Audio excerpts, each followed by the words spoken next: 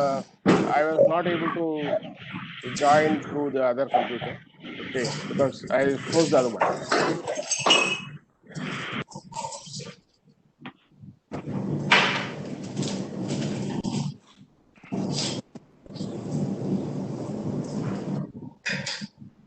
Mr. Kuldeep?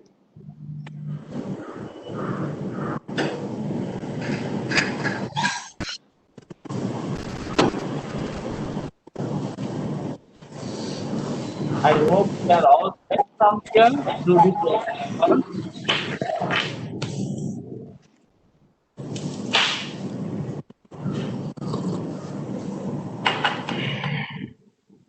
Is Mr. Vasudevan joined in already? You're able to see me, no? Yes, I can. Can't see you, but I can hear you. Okay, I'll start.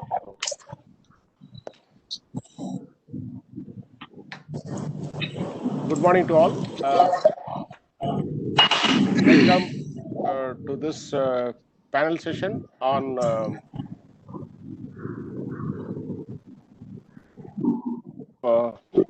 innovation in farming technologies and in relation to their product design and development. I would like to welcome the panel members, Mr. Sunil Jha, Director Engineering, Class India Private Limited, Mr. Mahadevan, CEO and Director, Solis India Technologies, Mr. Sriraman, Chief of Global Product R&D, TAFE Limited, Mr. Sagar, Vertical Head, Farm, Mining and Construction, Tata Elxsi, Dr. C.R. Mehta, Director, CAE Bhopal, Mr. Rajkumar Arumugam, Director, Reliance Power Products Limited. Welcome. I think before we begin, I would like to brief about the Indian industry, Indian agri farming, how we are doing it. Request all panelists to kindly mute yourself and unmute when you are asked to speak. The Indian agricultural farming practices are evolved over a period of time. We are basically into tractorization, not into mechanization. And there is various diverse applications and demands. And we have more than 20 agro-eco zones and 50 agroclimatic zones. And geographically, we have a different produce practices for the same products. For example, rice cultivation, when you talk about Punjab, is different than the rice cultivation practices farming in the southern part of India. When we talk about the orchard, the spacing, whether 4 feet, 5 feet, is also make a lot of difference in terms of the farm mechanization and usage of farm equipments. And we have seen as an industry, the industry has, since 1970, if you look at it, there were only 20,000 tractors produced yearly with 25 models and 5 manufacturers doing it. In 1990, it has become 10 manufacturers doing 1.4 lakhs and more or less 100 tractor models were there. In 2010, this has become 20 manufacturers and 4 lakh tractors with 950 variants of different types of tractors.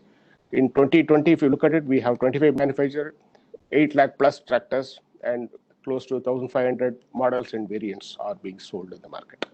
So the need for tractorization is growing, especially due to the non-availability of labor and change in the application and other processes. For example, rotavator was not never used maybe 20 years before. Now rotavators have become a popular in the field of farming. So like there is a change in practices are also happening, and we need to look at globally what's happening, how we can bring it into India.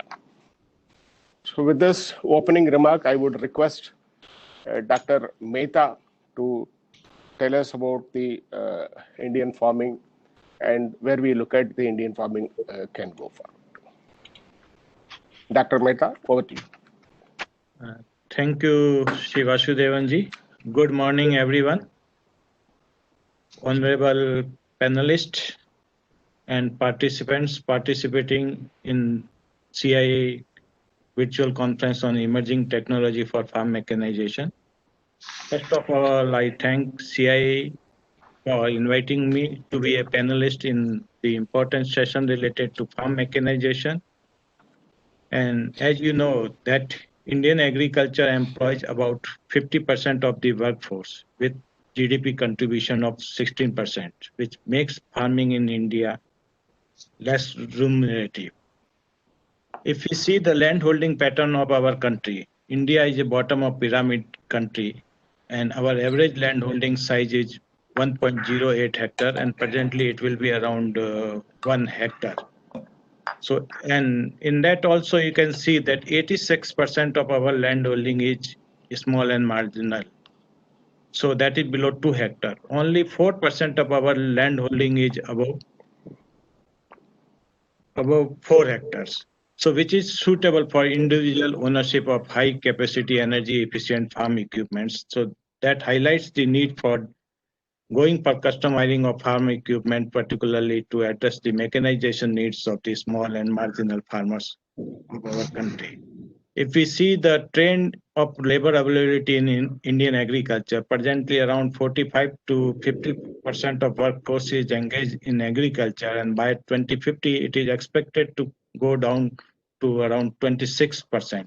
And in that also we are seeing the trend of increase of women power in Indian agriculture. So that highlights the need for development of gender neutral equipment which can be operated by male as well as female workers. As you see that there is no possibility of increase in net cultivated area as well as labor availability in Indian agriculture is reducing over the years. So that highlights the need for going for intensive agriculture with higher input use efficiency in Indian agriculture. So if we see the farm power availability in India, presently it is 2.45 kilowatt per hectare. And the distribution of farm power is not uniform. Some states you may see that like states like Punjab and Haryana, those are highly mechanized and having farm power availability of around 5 to 6 kilowatt per hectare, whereas the states in eastern part of India are having farm power availability of around 1 kilowatt per hectare. In that also you can see that major power we are getting that is from tractor, as it has already been mentioned by Shri Vasudevanji that tractor sale is increasing over the years, but there is need for us to encourage the farmers to go for mechanization, and that is possible if we operate the machinery with the tractors on our farms. And if you see the trend of farm power availability in 1971-72, 61% of farm power was available from animate sources, means human and animal power sources, whereas presently it has gone down to below 10%. So it shows that we are moving towards the use of mechanical power sources in Indian agriculture. If we see the mechanization level in Indian agriculture, presently it is around 45%. And that is also mainly in cereal crops, particularly rice and wheat. And if we see the mechanization level, particularly for cash crops like sugar cane and cotton, there is low mechanization. And if we talk about the harvesting operation, it is nearly not mechanized at all.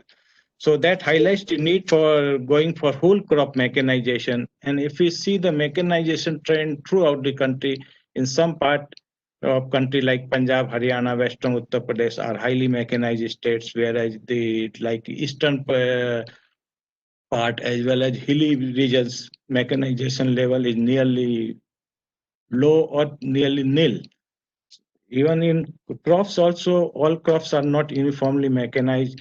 So that highlights the need for mechanization of particularly horticulture crops, which are poorly mechanized in our country.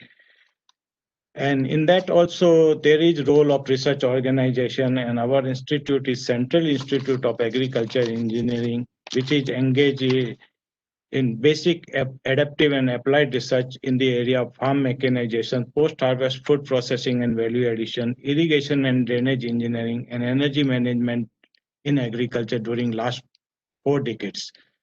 And we are also undertaking the human resource development and capacity building in the area of farm mechanization. And these activities are being carried out at our institute through 5 divisions and 4 All India coordinated research projects. So these All India coordinated research project addresses the local needs of different parts of the country. And during last few years, we have developed more than 300 technology and more than 100 technology have been commercialized to different manufacturers as well as entrepreneurs. So we are having good linkage with industry also. But still we see that there is a lot of scope for enhancement of mechanization in Indian agriculture. During the initial stage of our institute, we have developed the manually operated, animal operated equipment, and now that our trend is towards the development of self-propelled and tractor-operated farm equipments and machinery. And during last 1 decade, our focus is also towards the development of precision farm equipment for enhancement of input use efficiency, because the cost of the input are increasing over the years.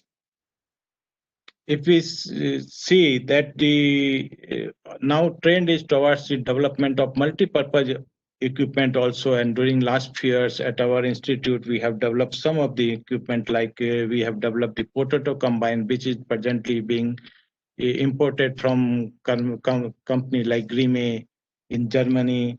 We have also developed the multi-purpose hydraulic platform, which can carry out number of operations like pruning, harvesting, and spraying operations. And we have developed the tractor-operated rice nursery seeder also. In addition to that, we have developed a number of other equipments. Like recently, we have developed the multi-purpose hydraulic platform also, which can carry out operations like weeding, spraying, and harvesting, particularly in horticulture crops. So our focus is presently towards the development of equipment for other crops which are not mechanized, including horticulture crops.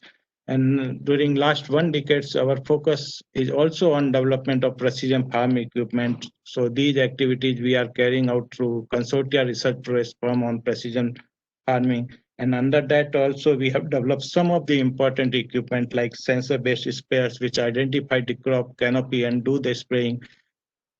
And it helps in saving of chemicals by around 50%. We have also developed the telemetry-based soil moisture-based irrigation system. So that also helps in enhancing the irrigation water use efficiency. We have also indigenized SPAD meter. Presently, SPAD meter is used for chlorophyll content measurement of leaves, and that is being imported. So we have developed the indigenous equipment. So, but these technologies, we are making attempts to commercialize such technology, but those technology need to be reliable. And presently, our focus is towards the development of autonomous real-time monitoring system for tractors, power tillers, even rice transplanters. We are also working on drones, use of drones for spraying as well as crop health monitoring. In addition to that, we have started working on use of robotics also for the operations which are difficult to carry out using the manual as well as mechanical power sources, particularly for like coconut plucking, black pepper harvesting. We are also working on application of IoT and AI, particularly in the area of irrigation and fertigation system. So that highlights that we have to move from the manually operated, animal operated to precision farm equipments for enhancing the input use efficiency in agriculture as well as to reduce the cost of cultivation of a crop. And we would like to continuously Yes, to I have a think good linkage we with agree industry, and so the technology which are developed by research institute reaches to the end users with the These words I thank you for inviting. Thank you, Dr. Mehta.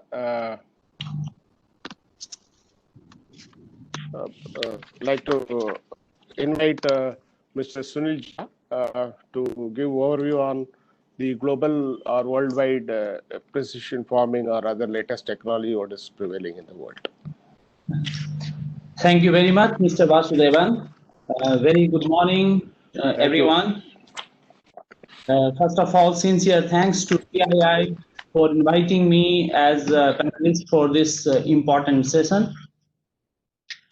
As you heard from Dr. Mehta on level of farm mechanization, the growth in farming technology has been very significant in past decade, and I foresee further exponential growth in upcoming 5 to 10 years down the line. I would split the topic of innovations in farming technology into two parts. One is machines and technology growth, and second one as a growth in product design and development. In phase one, it started with manual farming, soil to seed to market, and then basics machine for need of farmers. For example, prime movers as horse cart, smaller locomotives, etc. Further, it developed machines for higher performance, durability, and robustness. As if I take a case of combine, started with tractor on top towards self-propelled combine harvesters. Now in phase two, operator comfort, ergonomics, and advanced electrics and electronics features, for example, GPS, telematics, vehicle tracking system, multifunctional, and use of sensors, etc., are in focus for farm equipments. These phase two developments globally in Europe and America are significantly ahead of India. However, step by step, India is developing to cover up with these technologies. In next decade, the further technological development would be in the area of precision agriculture. Use of sensors, electronics, and softwares.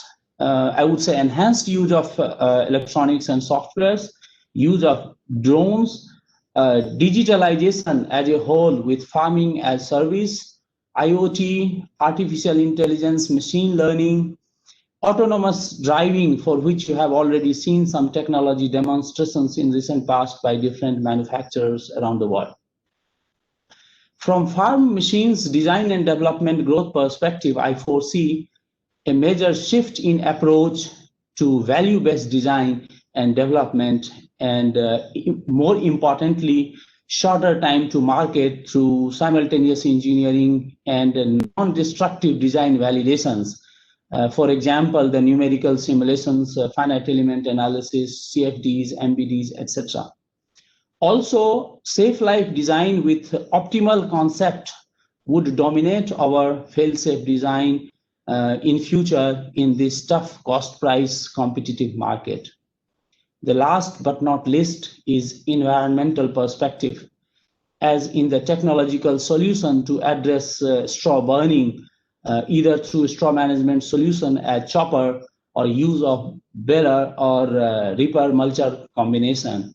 And another important aspect is emission norms. For example, Bharat Stage 4, Bharat Stage 5 for farm equipments. These are going to be on high focus in this decade, as I foresee. So thank you very much.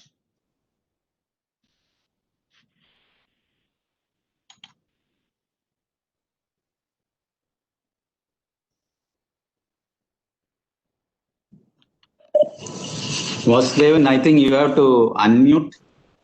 With this, I request Mr. Sriraman to share us his thought on challenges that we are facing on R&D in terms of product development.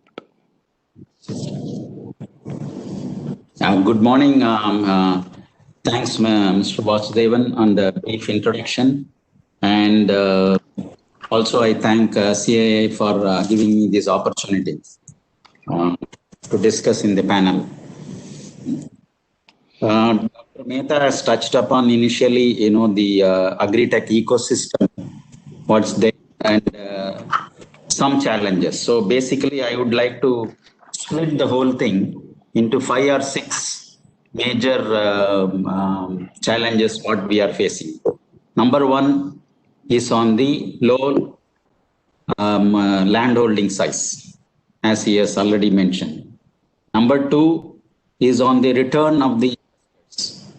See, agri-tech is a long-term business which requires patience from investors before generating the return. So this gestation period that brings to the next point, farmers will take time to develop full trust in all these technologies, newer technologies, what we are envisaging, which might affect the investor interest also. So that's the one combination is a challenge.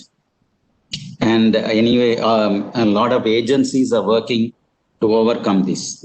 The third one is on the talent retention in the whole. A lot of agri startups are there, and enterprises are finding it hard to retain the technical talent in their own system to continuously update and bring the value to the system.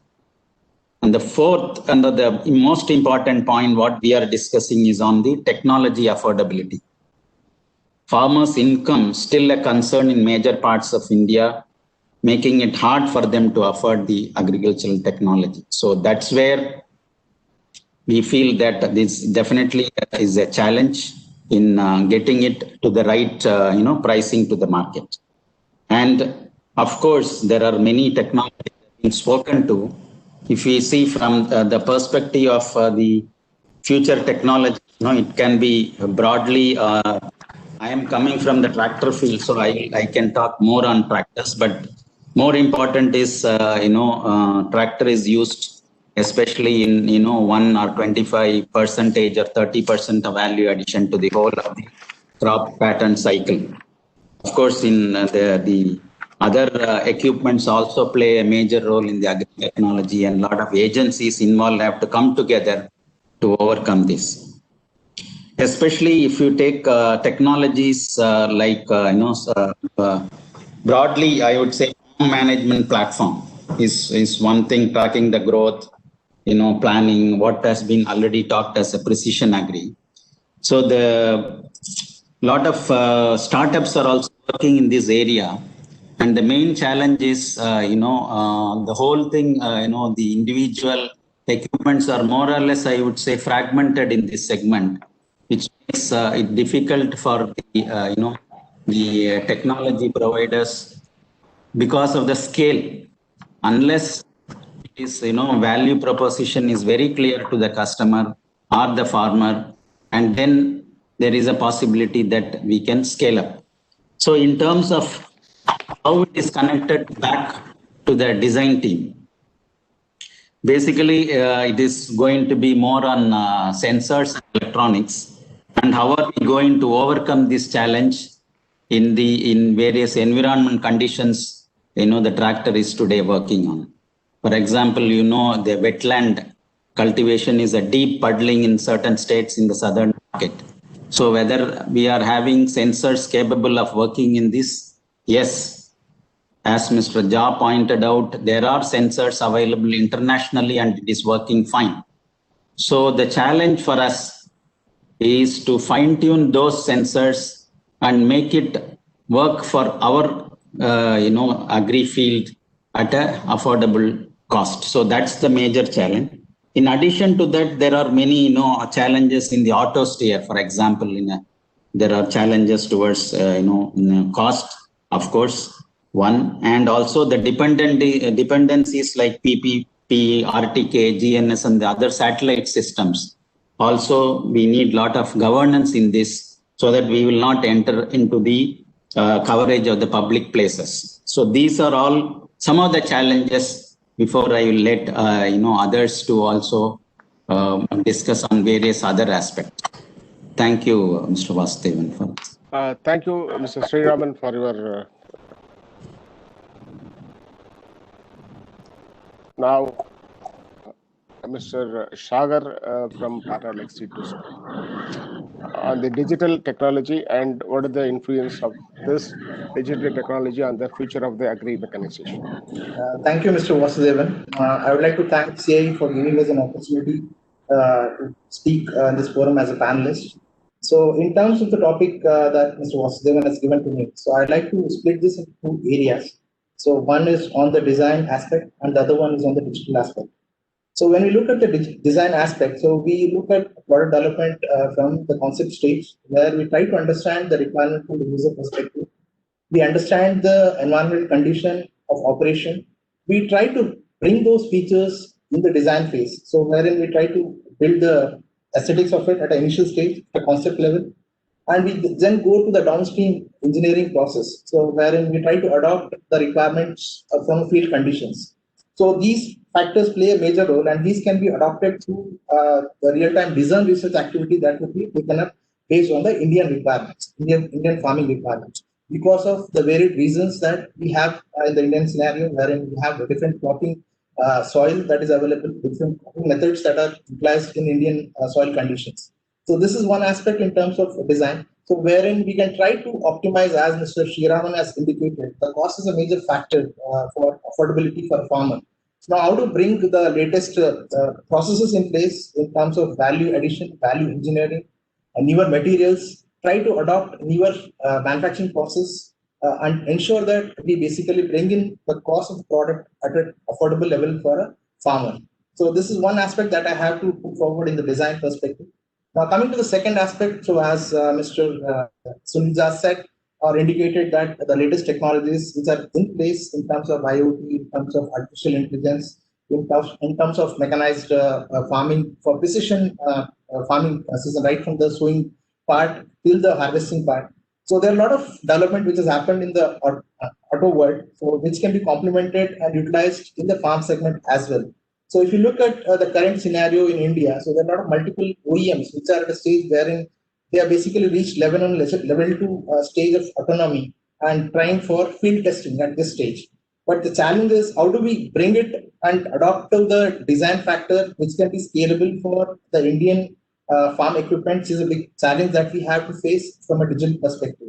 So this is what we are basically together have to integrate and bring out digital and design part so that we basically bring in mechanization to affordable cost in the farming sector of India. So this is what I have to submit on this part. Thanks for this. Thank you, Mrs. Sagar, for your opening remarks.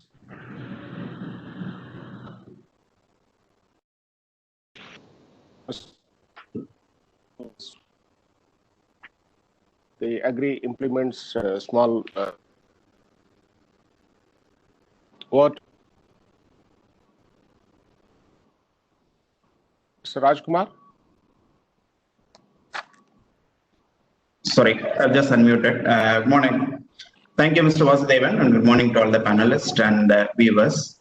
I think I'll start with the same point Dr. Mehta mentioned about 86% of the Indian farming community being small and marginal farmers who own less than 2 hectares. And mechanizing them has been and will be the biggest challenge. Even if you look at the labor part of the small and marginal farmers in their farming, I think the biggest saving will be out of that labor charges. And they try to manage mostly through their family members, manually or even animal driven. For lot many years, our effort of mechanization has not reached them because our efforts have been more towards tractorization and not the real mechanization. Where the affordability by the small and marginal farmers has been the major issue. Hence, the true mechanization will come through affordable, appropriate machineries only. And the sad news is we lag a lot in there, and I think we have a lot of catch-up to do, particularly in mechanizing the small and marginal farmers. As I mentioned above, it's been tractors for many years, and that brings us a lot of focus now in innovating, manufacturing those needed small, affordable, and appropriate machineries. When I say small and affordable, what comes to our mind is normally these small power tillers only. They have been there for many years, apart from the tractors. And there is a large gap even there. The power tillers can't do all the work. So what is the innovation or a need there or the gap in small affordable machinery? Of course, we need solution even for the small farmers, from land preparation till harvesting. Of course, even post-harvesting like balers and other bagging solutions. So we need small machinery solutions, affordable ones, in tilling, sowing, transplanting, intercrop operations, de-weeding, spraying, harvesting, bagging, baling, all those areas. And the second most important thing in when we talk about small machines are, when we talk small, we always think that they have to be the small machine, where people have to walk behind. They can also be really small, but ride-on kind of machinery where they are more comfortable for the farmers, or economically operatable by female farmers also. So it's not just walk behind. There are handheld machineries. There are more ride-on machineries also we talk about. And then the third important point which comes about is the multi-purpose of these machineries, and we have to make them, each of them doing combined operations. We say tilling and sowing, or harvesting and bagging, those kind of operations. And then all this put together comes the appropriateness of these machinery for the small investments. So basically they have to be easy to own, easy to operate, and of course easy to maintain also, or to make it, to put it other way, they should be affordable to own, affordable to operate, affordable to maintain by these small and marginal farmers. The issues there are, of course, still remains the same. Focus on mechanization of small farms has to be brought in to sort this out, and a lot of innovations has to happen in this area of the small machinery for small and marginal farmers. Of course, a lot of innovations recently happening also. Some of them I could just put. There are a lot of small startups and MSMEs who have got into micro tractors now, both on ride-on as well as remote operated. Hopefully, we hope all this comes into the market soon. And many precision seeders for small and marginal farmers, intercrop, mini and micro de-weeders, both walk behind as well as ride-on types. And also, I heard of some of the startups doing remote operated intercrop machineries. And of course, the mini combine harvesters. And not only for rice, when you talk about combine, always rice and wheat comes into picture. And a lot of innovations and needs to be done, and also works happening in terms of like maize, groundnut, potato, and also in horticultural crops. So these are areas where there are a lot of happening, and of course, a lot of future activities which needs to be done, and where there's things which have started are, of course, in small and smart. Both are needed through the use of electronics, IoT, GPS. And of course, when I talk about IoT and GPS, the cost comes into the picture, and making it affordable becomes the next big challenge. And another big challenge here is the prime mover for these small machineries. That's been the biggest challenge. I think that I can say one of the reasons why we have not moved much ahead of it. The engines, which works as the prime mover. And in India, there are hardly 2-3 manufacturers who make small, lightweight engines, compared to our neighbor country, where there are about 200 to 300 small engine manufacturers.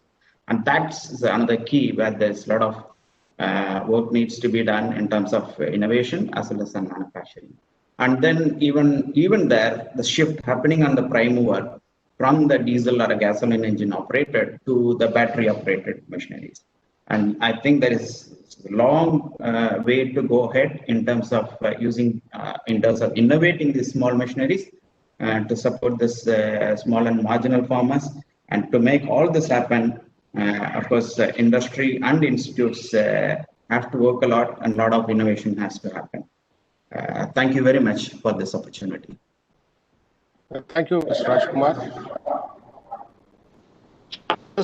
I would now request Mr. Mahadevan to share his views on how digital networking and data information would help improving farmers' productivity and how it can be looked at, not only looking at the machineries and beyond the machineries for the farming community. Over to you, Mr. Magadevan. Thank you, Mr. Vasudevan, and thank you, CII, for inviting me to this event. So, as Mr. Vasudevan introduced, I would like to explore the impact of digital technologies beyond the farm mechanization. So I would like to start with two examples, one in the agriculture domain itself with respect to a disaster mitigation situation. Another one is, of course, the COVID pandemic, what we are going through. So talking about the disaster mitigation event which happened in the month of April, when we had this large-scale locust invasion in the northern states. It was initially perceived to be a significant threat for the agricultural productivity of the northern states. And eventually what happened was the digital technologies like remote sensing, the weather forecasting, essentially helped us to predict or understand what is the lead time we have till we are able to react to this disaster. And also technologies like drones, which were effectively used to stop the invasion to a very or reduce the invasion to a very large extent and reduce the impact of the disaster. So this is one real life example which we experienced during the course of this 2020. And talking about the non-agriculture, the COVID-19 situation is typically this vaccine development process, which was always a multi-year effort. If you look at the current situation, we are in a situation wherein one vaccine is already being started for administration, and the whole process was completed in about 9 months' time. And the background is a substantial digital technology presence in terms of bioinformatics, clinical data management, machine learning, artificial intelligence, and predictive technologies, which are all played a significant role in, shortening the turnaround time and, enhancing the impact of the outcome. So this is largely, the two examples. And the way I would like to look at the digital technology in agriculture is as a system where you have an information loop, where we are talking about acquiring information. When I say acquiring information, it could be with respect to the fertility of the soil. It could be about the efficiency or the effectiveness of the seeds, what are being used for your cultivation, and integration of the weather data, integration of geospatial information systems which are with relevance to irrigation, and eventually how do you create an outcome for a farmer to deploy in his everyday practice to generate better yield. That is largely what I would want to discuss. And the other aspect is how do you train the farmers in using these technologies, not in terms of using these technologies, but in terms of how to effectively deploy the outcomes of these technologies in their farming practice. So these are probably the 2-3 points which I would want to discuss. Over to you, Mr. Vasudevan. Thank you, Mr. Magadevan. I would like to go for a small round in terms of the question to Dr. Mehta. And how do you foresee, Dr. Mehta, this farming would be coming to India? What is the possibility that we can localize the technology and in terms of dimensioning? This is very good question. We have initiated working on in the area of precision farming. There are some equipment just I mentioned like sensor-based spares.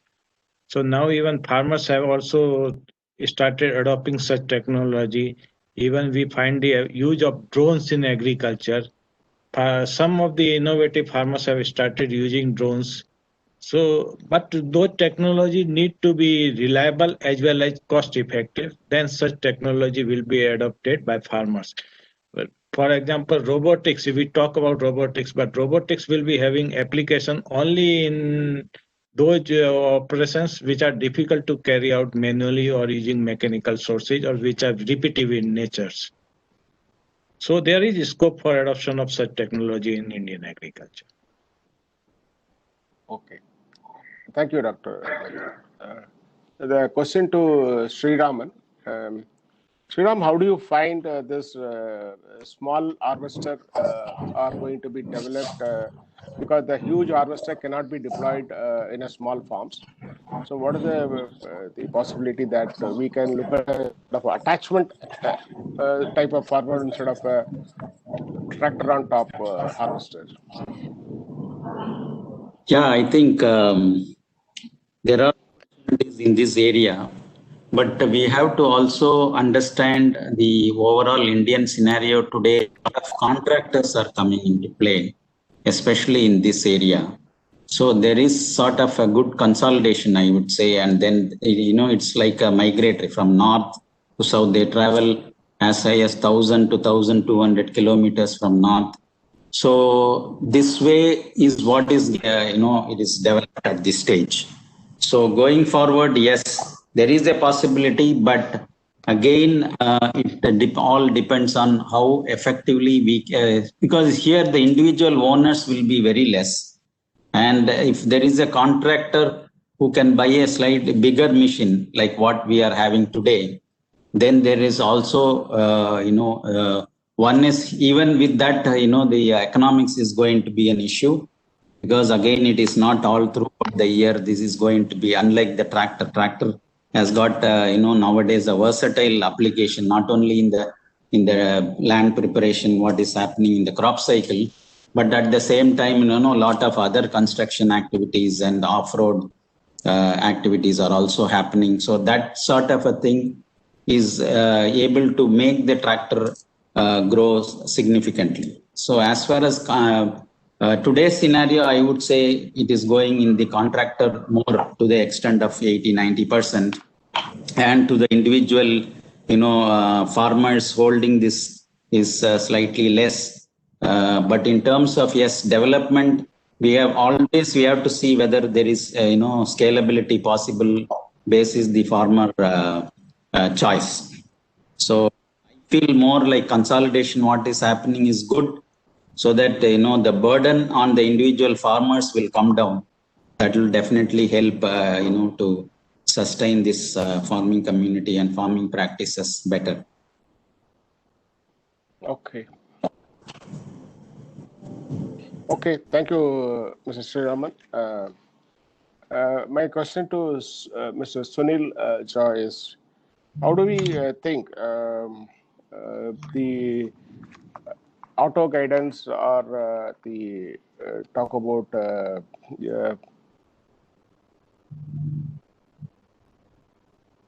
be helpful in a scenario? Well, from the farming equipment perspective, India now has most of the machines which are in global market. For example, from field soil preparation management, you should take example tractors, rotavators, tillers, seeders, planters, etc., to crop care equipments like sprayers, spreaders, and harvesting as a combined harvesters, including post-harvest as SMS, reapers, balers, etc.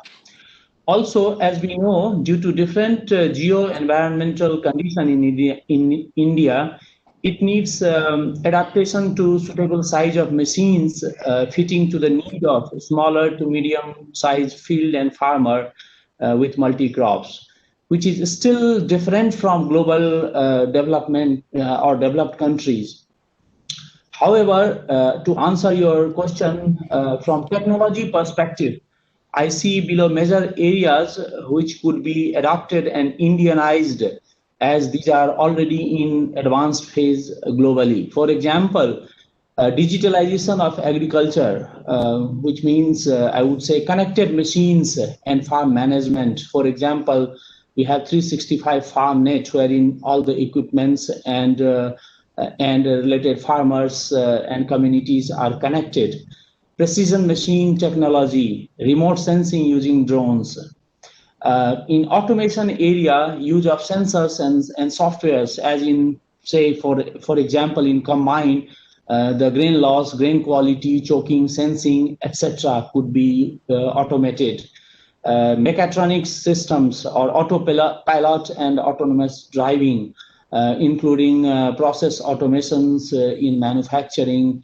And very importantly, under automation is predictive maintenance, for example, crop and structural health monitoring in machines.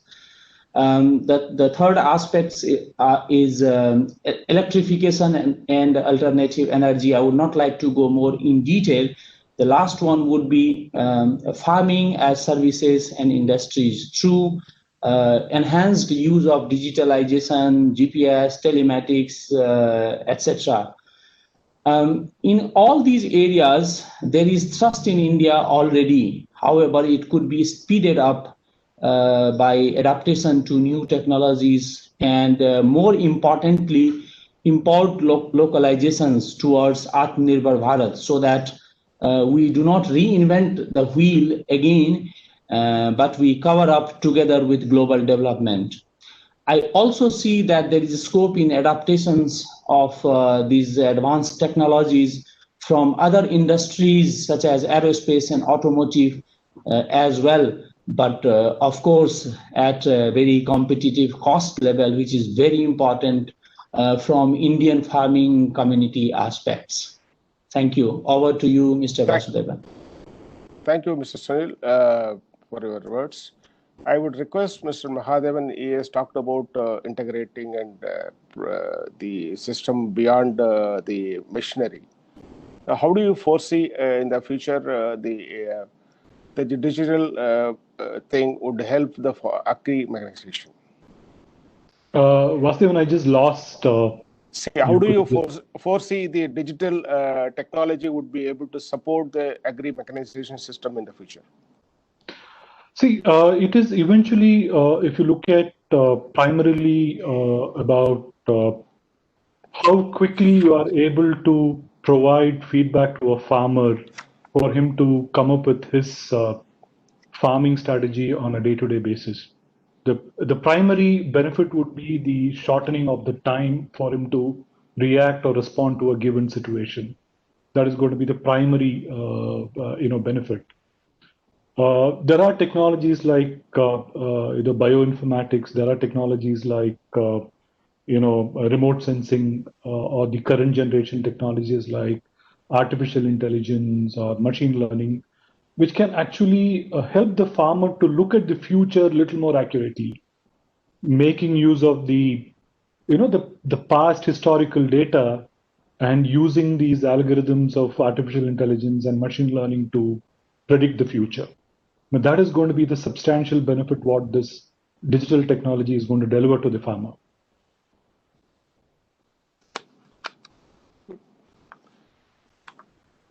Thank you, Mr. Mahadevan. My question,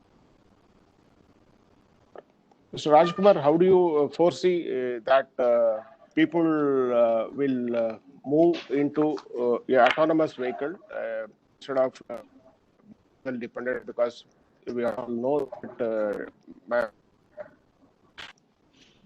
the possibility autonomous vehicle can be a future.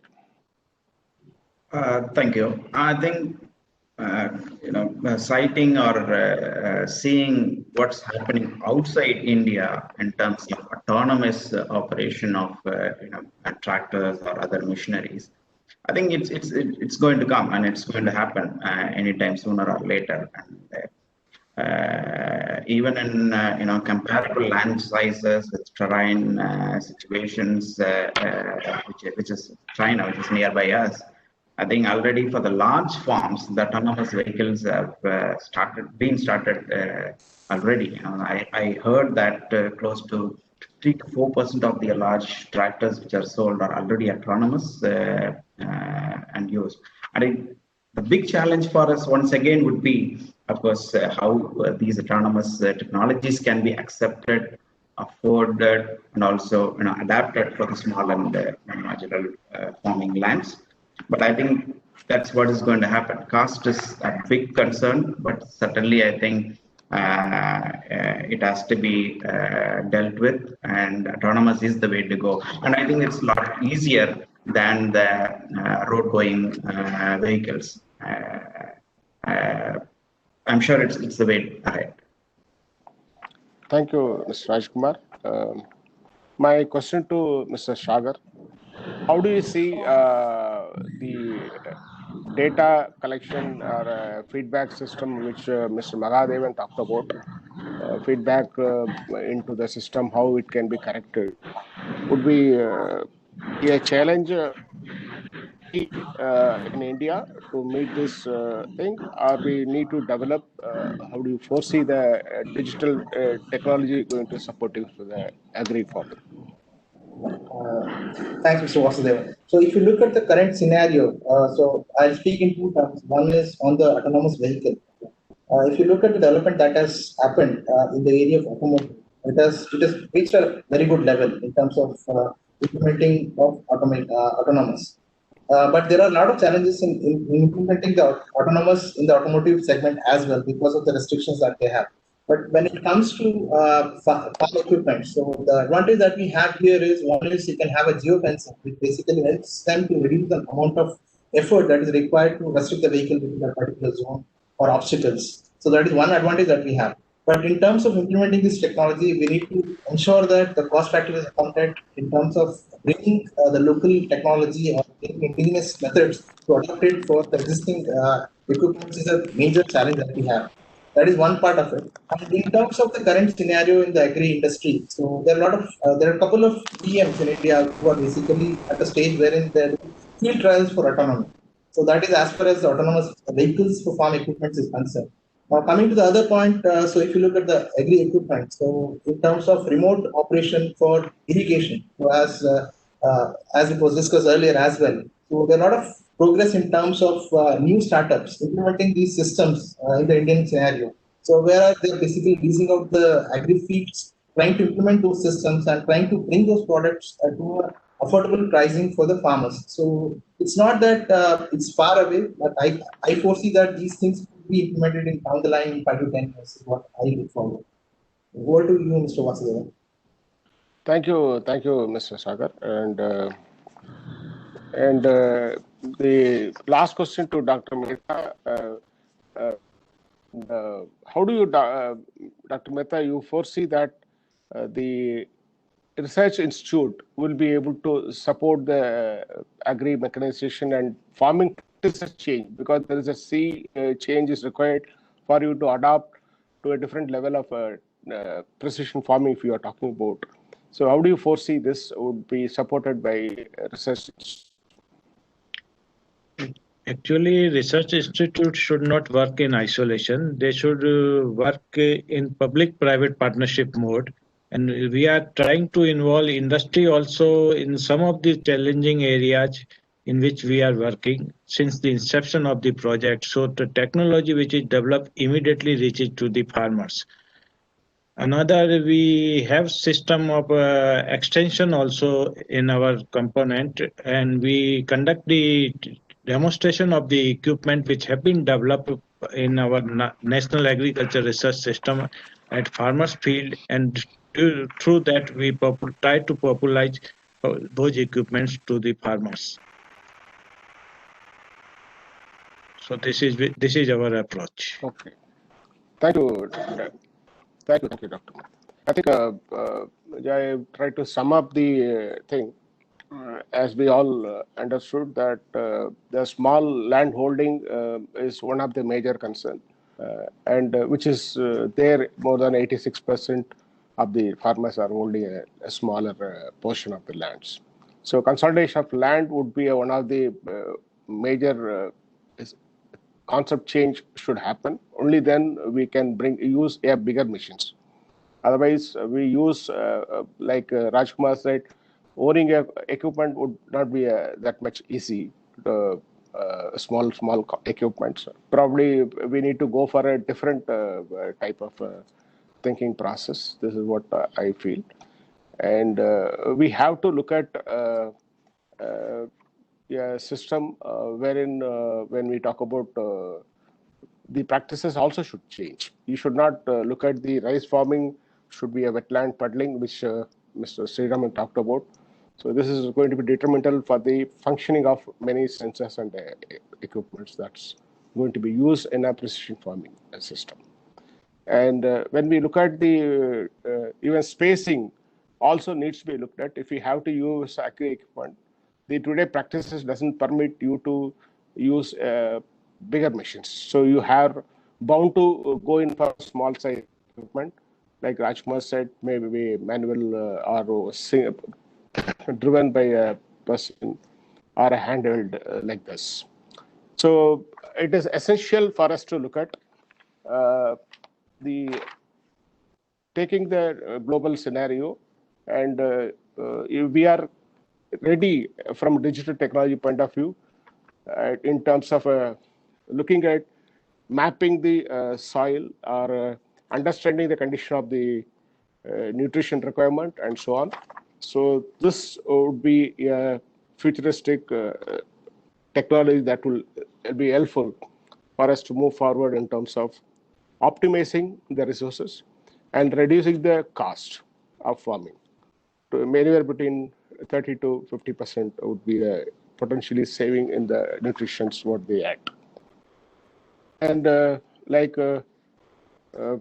think Sagar spoke about geofencing, and geofencing would surely help with the reduced manpower availability. Fleet management can be the type of operations.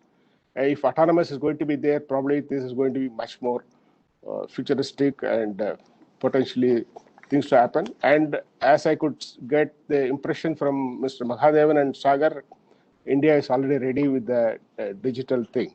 And it's a question of adapting it to suit the Indian agri farming. So already automotive is having many sensors and other things, and it's not a difficult task for us to adapt such things.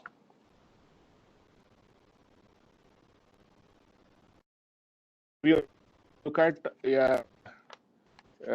global positioning, GPS and IoT, in order to collect the data in terms of feedback system from the vehicle and how this system can be integrated, and you can have the past data collection of what is the condition of that area and how we can do the performance of that particular products and vehicles.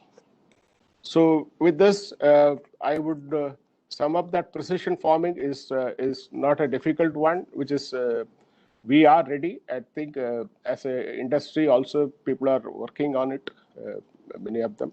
Autonomous vehicles also, like Rajkumar said, some of the manufacturers already started doing such vehicles.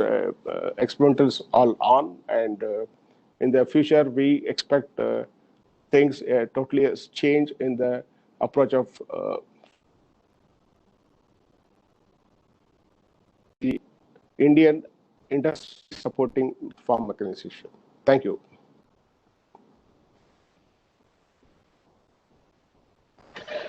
Thank you. Thank you. Thank you for all. Thank you.